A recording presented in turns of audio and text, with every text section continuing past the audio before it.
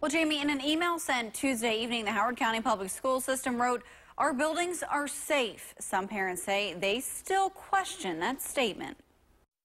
When it comes to mold in Howard County, Jenny Ricker is on top of it. As a parent, you feel helpless because they're telling you nothing is wrong, but your gut feeling is something is wrong here. It's the very reason, she says, she spoke out at a community meeting in August. They're not doing the air testing of the mold spores for several weeks, according to what you said. She says her 11-year-old daughter, a 6th grader at Glenwood Middle School, has already been on antibiotics for a throat infection this year and takes medicine for skin outbreaks that flared 2 days after school started back. How can you say the school is safe? Ricker knows the symptoms all too well. She says her now 9th grade son missed more than 20 days during his 6th and 7th grade years at Glenwood. It made me feel horrible because I felt like I kept taking him to the doctor over and over again, and he was being put on antibiotic after antibiotic. She says she met with then Glenwood principal David Brown in November 2014, telling him she thought something was wrong with the air quality in the building.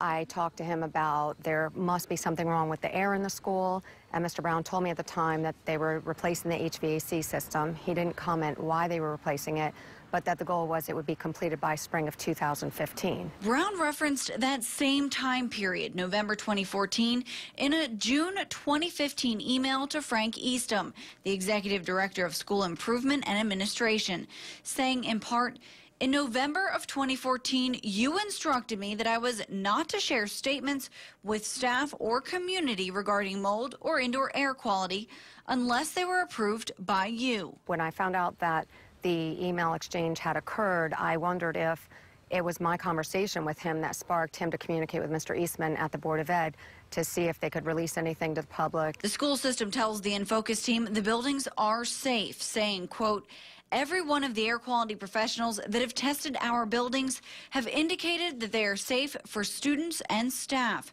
They also sent 8 reports that address air quality concerns. The latest is from air sampling done on September 30th. The report says, quote, "There was no visible evidence of mold growth nor observed odors consistent with mildew in the classrooms sampled."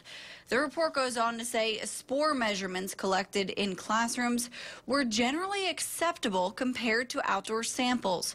In earlier statements, the school system tells us that they clean any instances of mold immediately. Now, the latest report shows a September 30th sampling date. That report came out on October 8th. We asked the school system why there are no reports posted with samplings done during the month of October. They tell us the reports for October are being finalized and that they are comprehensive documents that take weeks to prepare.